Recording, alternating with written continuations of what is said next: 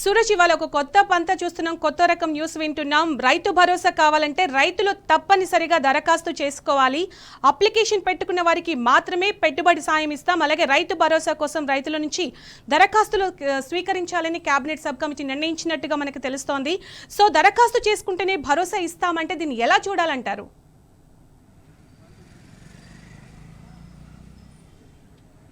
సునీత, ముందుగా ఒక మాట చాలా స్పష్టంగా మాట్లాడుకోవాల్సిన అవసరం ఉంటుంది. కాంగ్రెస్ ఏలుబడి ప్రారంభానికి ముందు అంటే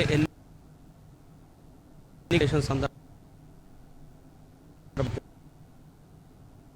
మనం ఫస్ట్ గుర్తు చేసుకోవాలి. ఈ క్రమంలో చూస్తే కనుక ఏలుబడి మొదలైన తర్వాత రైతు సంక్షేమము కానీ అసలు రైతులను పట్టించుకునే స్థితి కూడా లేని పరిస్థితి కలుగుతుందని చెప్పేసి విమర్శ మాత్రం పెద్ద ఎత్తున వినిపిస్తుంది. దీనికి ఉదాహరణగా ప్రధానంగా పంట రుణమాఫీకి సంబంధించి తలెత్తిన వివాదం మనం ఇప్పటికే చూస్తున్నాం. అలాగే ఏదైతే సన్నాలకు సబ్సిడీ ఇస్తామన్నారో అది కూడా సగంలోనే చేతులు ఎత్తేసిన వైనాన్ని కూడా చూసాం. ఇప్పుడు తాజాగా రైతు భరోసా అంశము తెరపైకి వస్తున్న విషయం తెలిసిందే.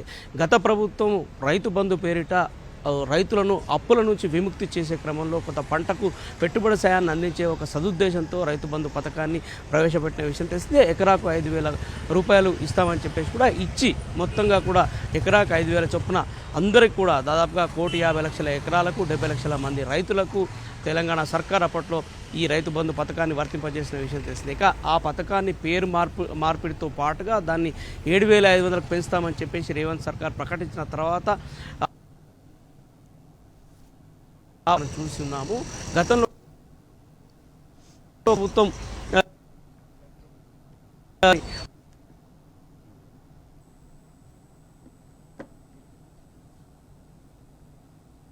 ఏర్పాటు చేశారు.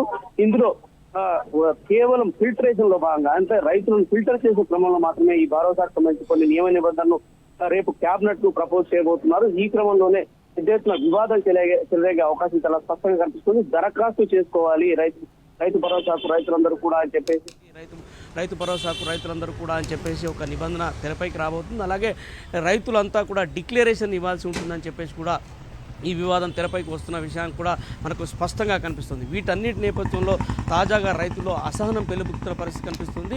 5వ తేదీ నుంచి గ్రామ సభలు నిర్వహించి రైతుల నుంచి దరఖాస్తు స్వీకరణ ప్రక్రియ చేపట్టాలని చెప్పేసి కూడా ఇప్పటికే కేబినెట్ సబ్ కమిటీ ఒక ప్రతిపాదన చేస్తున్నట్టుగా కూడా మీడియాకు లీక్ ఇచ్చారు. రేపు కేబినెట్ సమావేశం జరగబోతుంది. రేపు కేబినెట్లో దీనికి సంబంధించి చర్చించి నిర్ణయం తీసుకోవాల్సి ఉంటుంది. ఇంతకంటే ముందే గ్రామ సభల్లో ఇందుకు సంబంధించిన దరఖాస్తులు తీసుకుంటామని ఏదైతే మీడియాకు వార్తలు అందించారో ఇది వివాదాస్పదం అవుతున్న పరిస్థితులు చాలా స్పష్టంగా కనిపిస్తున్నాయి. అంటే రైతులపైన నమ్మకం లేకుండానే ఈ చర్యకు ప్రభుత్వం పూనుకుంటుందని చెప్పేసి కూడా ఒక ఆరోపణ బలంగా తెరపైకి వస్తుంది. గతంలో ఎన్నడూ లేని విధంగా గత 6-7 సంవత్సరాల్లో ఎప్పుడూ కూడా ఇట్లాంటి దరఖాస్తు స్వీకరణ ప్రక్రియ చేపట్టలేదు. అయితే కాంగ్రెస్ సర్కార్ ఏర్పడిన వెంటనే 6 గ్యారెంటీల అమలు కోసము ప్రజల నుంచి దరఖాస్తులు స్వీకరించిన విషయం తెలిసింది. అందులో ఈ రైతు భరోసాకు సంబంధించిన వివరాలు కూడా ఉన్నాయి. మరి దానికి సంబంధించిన సమాచారం ప్రభుత్వం దగ్గర లేదా? ఇప్పుడు తాజాగా మళ్ళీ దరఖాస్తులు తీసుకోవాల్సిన అవసరం ఏముందనే ప్రశ్న తలెత్తుంది.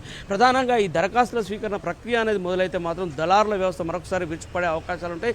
రైతు దళారుల ఉచ్చులో చిక్కుపోయే ప్రమాదం తలెత్తుందని చెప్పేసి కూడా రైతాంగం నుంచి అందుతున్న సమాచారాన్ని వాళ్ళ నుంచి వెలువెత్తున్న ఆవేదనను బట్టి తెలుస్తుంది. వీటన్నిటి నేపథ్యంలో అంటే డిక్లరేషన్ కూడా రైతులపైన ఇవాళ ఒక నమ్మకం లేకుండా ప్రభుత్వం డిక్లరేషన్ తీసుకునే ప్రయత్నం చేస్తుంది. ఇందుకు సంబంధించిన అవసరం కూడా లేదు. ఎందుకంటే ఇప్పటికే అగ్రికల్చర్ ఎక్స్టెన్షన్ ఆఫీసర్లు ఫీల్డ్ అంతా కూడా సర్వే చేసి ఎక్కడెక్కడ రైతులు పంట పండిస్తున్నారనే దానికి సంబంధించిన పూర్తి రికార్డులు నమోదు చేశారు. ఆ డేటా అంతా కూడా సిద్ధంగా ఉంటుంది.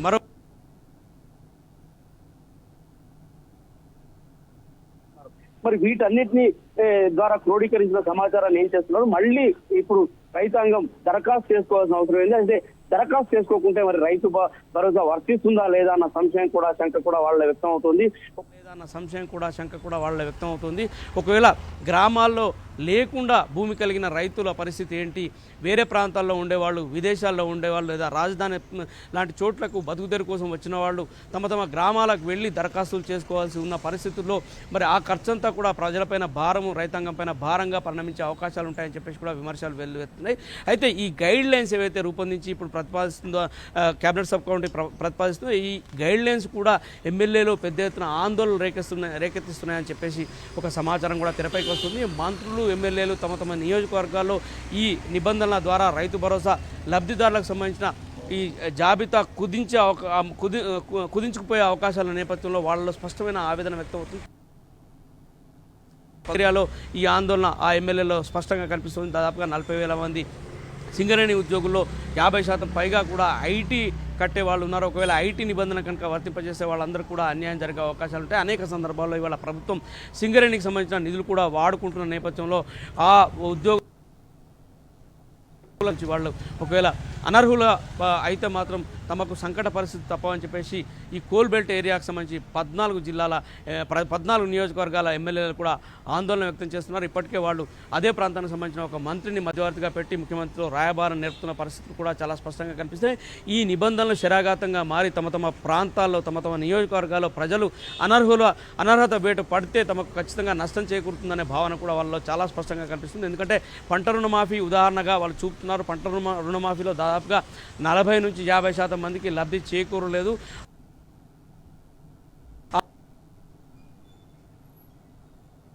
విషయం తెలిస్తే ఇక సన్న బియ్యాలకు సబ్సిడీ కూడా అరకొరగా అందిన విషయం వాళ్లకు ఆశగా కూడా తాకింది. ఈ నేపథ్యంలో రైతు భరోసా మరొక చిరాఘాతంగా మారకూడదనే ఆందోళన కూడా ఆ ఎమ్మెల్యేలో చాలా స్పష్టంగా కనిపిస్తుంది.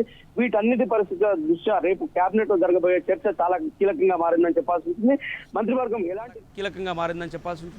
మంత్రివర్గం ఎలాంటి నిర్ణయం తీసుకోబోతుందనే దానికి సంబంధించి రైతాంగం కూడా ఆశగా ఎదురు చూస్తున్న పరిస్థితి కనిపిస్తుంది.